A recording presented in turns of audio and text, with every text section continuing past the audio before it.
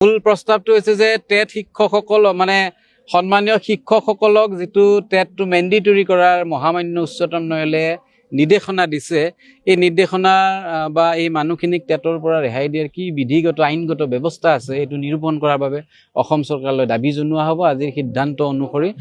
আৰু আন এটা মহামান্য উচ্চতম ন্যায়ালয়ৰ নিৰ্দেশনা যে অসম চৰকাৰৰ অধীনস্থ work charge casual fix pay master ৰোলৰ যিসমূহ কৰ্মচাৰীৰ চাকৰি নিয়মীয়া হোৱা নাই বা তেখেতসকলে অৱসৰকালীন কোনো ধৰণৰ ভাত্তা বা ব্যৱস্থা নাই, এই কৰ্মচাৰীসকলক নিয়মীয়াকৰণ কৰি এই কৰ্মচাৰীসকলৰ অৱসৰকালীন জীৱনৰ নিৰাপত্তা সুনিশ্চিত কৰিব লাগে, তাৰ বাবে অসম চৰকাৰক দাবী জনোৱা হ'ব। আৰু অষ্টম দৰমহা আয়োগৰ দাবীটো আছে 1 জানুৱাৰী 2026 পৰা কাৰ্যকৰী হ'ব লাগে আৰু প্ৰতিবেদন যিমান সোনকাল হয় সোনকালে কৰিব লাগে, যাতে বকেয়াৰ পৰিমাণ বেছি হৈ নাযায়, আমাৰো অসুবিধা নহওক, অসম চৰকাৰৰো অসুবিধা নহওক, সেই দিশত আমি লক্ষ্য ৰখাৰ বাবে আহ্বান জনাইছোঁ। সদৌ অসম কৰ্মচাৰী পৰিষদৰ অন্যতম এখনেই সাংগঠনিকভাৱে শক্তিশালী জিলা মাজুলী জিলা কৰ্মচাৰী পৰিষদ।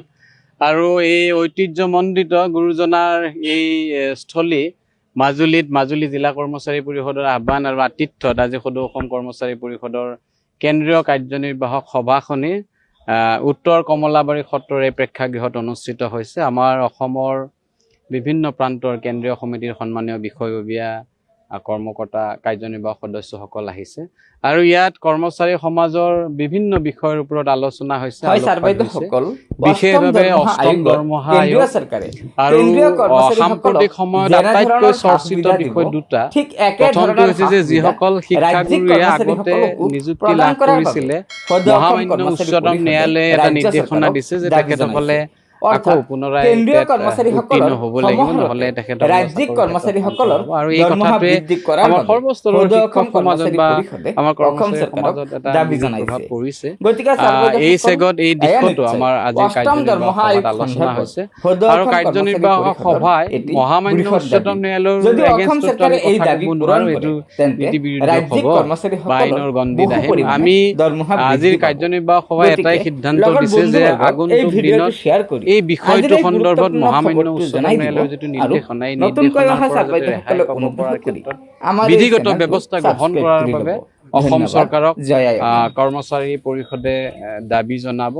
এই ক্ষেত্ৰত কি ধৰণৰ নীতিগত বা আইনগত দিশ আছে আমি নিশ্চিতভাৱে অৱগত নহয়। এই ক্ষেত্ৰত কাৰ্যকৰী ব্যৱস্থা লৈ আমাৰ সন্মানীয় শিক্ষক সমাজৰ মাজত যিটো এক হাহাকাৰ অৱস্থাৰ সৃষ্টি হৈছে। এই সদৌ অসম কৰ্মচাৰী পৰিষদ অসমৰ জাতীয় জীৱনৰ এটা বৃহত্তম কৰ্মচাৰী সংগঠন আৰু লগে লগে এই জাতীয় বৃহত্তম সংগঠনটো এটা সম্পূৰ্ণৰূপে জাতিৰ স্বাৰ্থত গঢ়ি উঠা সংগঠন, জাতিৰ অস্তিত্ব সংগ্ৰামৰ সময়ত।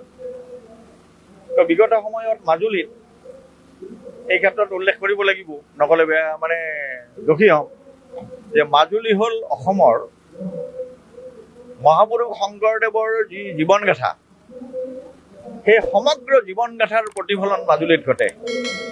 আৰু ইয়াত যিটো অসমৰ অইন ঠাইৰ লগত নিমিলা যি আধ্যাত্মিক পৰিৱেশ, এই পৰিৱেশত সদৌ অসম কৰ্মচাৰী পৰিষদে আজিৰ পৰা বহু বছৰ আগতে ইয়াত অধিৱেশন পাতিছিলে। এটা লং ভেকেণ্ড আমি আজি সদৌ অসম কৰ্মচাৰী পৰিষদৰ ইয়াৰ কাৰ্যনিৰ্বাহক বৈঠক অনুষ্ঠিত কৰিছোঁ। মাজুলী জিলা কৰ্মচাৰী পৰিষদ, ইয়াৰ সামাজিক সংগঠনসমূহ, ইয়াৰ বিভিন্ন পৰ্যায়ৰ সমাজৰ লগত জড়িত ব্যক্তিসকলে এই অনুষ্ঠানটোত আগভাগ লৈছে, অভ্যৰ্থনাৰ আয়োজন কৰিছে। আমি নিশ্চিতভাৱে মাজুলী জিলা কৰ্মচাৰী পৰিষদক আদৰণি জনাইছোঁ। লগে লগে আপোনালোকক এই কথাটো কওঁ যে ঠিক মাজুলীত আমাৰ আজি কাৰ্যনিৰ্বাহক বৈঠক, লগে লগে আমাৰ ৰাজ্যখনত এখন নতুন চৰকাৰ আহিছে। মাননীয় মুখ্যমন্ত্ৰী মহোদয় ডক্টৰ হিমন্ত বিশ্ব শৰ্মা ডাঙৰীয়াৰ নেতৃত্বত দ্বিতীয়বাৰৰ কাৰণে তেখেতে অসমৰ মুখ্যমন্ত্ৰীৰ আসনত অধিষ্ঠিত হৈছে। কৰ্মচাৰী সমাজৰ লগতে অসমৰ জাতীয় জীৱনৰ বিভিন্ন দিশ আগুৱাই নিয়াৰ ক্ষেত্ৰত তেখেতৰ বিভিন্ন ধৰণৰ কাম থাকিব আৰু আমাৰ আশা থাকিব, প্ৰত্যাশা থাকিব। এই প্ৰত্যাশাৰ ক্ষেত্ৰত আমি যিহেতু চৰকাৰ ব্যৱস্থা, চৰকাৰৰ সমগ্ৰ উন্নয়নৰ আমি একজন ভাগিদাৰী, চৰকাৰৰ সমগ্ৰ উন্নয়নমূলক আঁচনি আমাৰ কৰ্মচাৰী সমাজ, শিক্ষক সমাজৰ মাজেৰে যিহেতু আগুৱাই যায়, আগবাঢ়ি যায়, গতিকে আমি চৰকাৰখনৰ ওপৰত যথেষ্ট প্ৰত্যাশা ৰাখিছোঁ। আৰু ইতিমধ্যে ৰাজ্য চৰকাৰে বিগত সময়তো আমাৰ কৰ্মচাৰী সমাজৰ কেইবাটাও গুৰুত্বপূৰ্ণ বিষয় সমাধা কৰিছে। আৰু যোৱা পৰহি আপোনালোকে জানিব, যোৱা পৰহিও আমাৰ মাননীয় মুখ্যমন্ত্ৰী মহোদয়ে এটা খুব গুৰুত্বপূৰ্ণ সিদ্ধান্ত গ্ৰহণ কৰিছে। আমি মানে খুব অতি আন্তৰিকতাৰে আমি আদৰণি জনাইছোঁ যে আমাৰ বিদ্যালয়সমূহত যিসকল অৰ্হতা সম্পন্ন চতুৰ্থ শ্ৰেণীৰ কৰ্মচাৰী তেওঁলোকে সেই একে পৰ্যায়ত যুগ যুগ ধৰি থাকিব লাগে, সেইসকলকো গ্ৰেড থাৰ্ডলৈ প্ৰমোশ্যন কৰা বা সেই ধৰণে বেতন দিয়াৰ যিটো সিদ্ধান্ত কৰিছে আমি আদৰণি জনাইছোঁ, ভাল পাইছোঁ।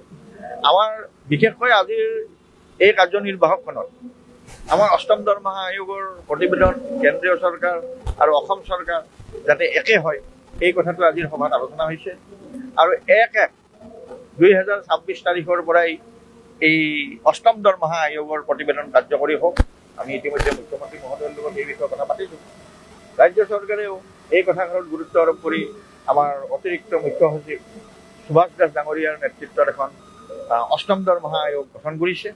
আৰু ইয়াত যিটো অসমৰ অইন ঠাইৰ লগত নিমিলে যি আধ্যাত্মিক পৰিৱেশ, এই পৰিৱেশত সদৌ অসম কৰ্মচাৰী পৰিষদে আজিৰ পৰা বহু বছৰ আগতে ইয়াত অধিৱেশন পাতিছিলে।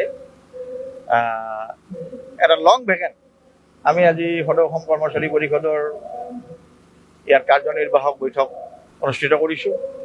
মাজুলী জিলা কৰ্মচাৰী পৰিষদ, ইয়াৰ সামাজিক সংগঠনসমূহ, ইয়াৰ বিভিন্ন পৰ্যায়ৰ সমাজৰ লগত জড়িত ব্যক্তিসকলে এই অনুষ্ঠানটোত আগভাগ লৈছে, অভ্যৰ্থনাৰ আয়োজন কৰিছে।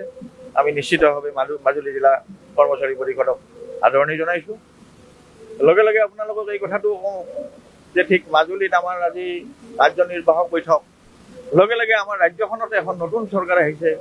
মাননীয় মুখ্যমন্ত্ৰী মহোদয় ডক্টৰ হিমন্ত বিশ্ব শৰ্মা ডাঙৰীয়াৰ নেতৃত্বত দ্বিতীয়বাৰৰ কাৰণে তেখেতে অসমৰ মুখ্যমন্ত্ৰীৰ আসনত অধিষ্ঠিত হৈছে।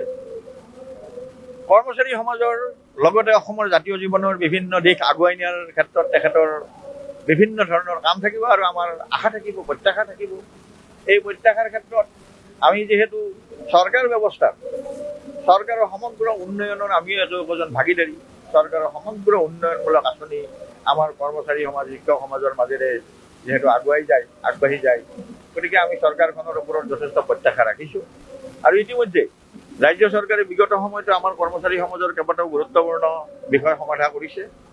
আৰু যোৱা পৰহি আপোনালোকে জানিব, যোৱা পৰহিও আমাৰ মাননীয় মুখ্যমন্ত্ৰী মহোদয়ে এটা খুব গুৰুত্বপূৰ্ণ সিদ্ধান্ত গ্ৰহণ কৰিছে। আমি মানে খুব অতি আন্তৰিকতাৰে আমি আদৰণি জনাইছোঁ যে আমাৰ বিদ্যালয়সমূহত যিসকল অৰ্হতা সম্পন্ন চতুৰ্থ শ্ৰেণীৰ কৰ্মচাৰী তেওঁলোকে সেই একে পৰ্যায়ত যুগ যুগ ধৰি থাকিব লাগে, সেইসকলকো গ্ৰেড থাৰ্ডলৈ প্ৰমোশ্যন কৰা বা সেই ধৰণে বেতন দিয়াৰ যিটো সিদ্ধান্ত কৰিছে আমি আদৰণি জনাইছোঁ, ভাল পাইছোঁ। আমাৰ বিশেষকৈ আজিৰ এই কাৰ্যনিৰ্বাহকখনত আমাৰ অষ্টম দৰমহা আয়োগৰ প্ৰতিবেদন কেন্দ্ৰীয় চৰকাৰ আৰু অসম চৰকাৰ যাতে একে হয় এই কথাটো আজিৰ সভাত আলোচনা হৈছে। আৰু 1/1/2026 তাৰিখৰ পৰাই এই অষ্টম দৰমহা আয়োগৰ প্ৰতিবেদন কাৰ্যকৰী হওক। আমি ইতিমধ্যে মুখ্যমন্ত্ৰী মহোদয়ৰ লগত এই বিষয়ে কথা পাতিছোঁ। ৰাজ্য চৰকাৰেও এই কথাষাৰত গুৰুত্ব আৰোপ কৰি আমাৰ অতিৰিক্ত মুখ্য সচিব সুভাষ দাস ডাঙৰীয়াৰ নেতৃত্বত এখন অষ্টম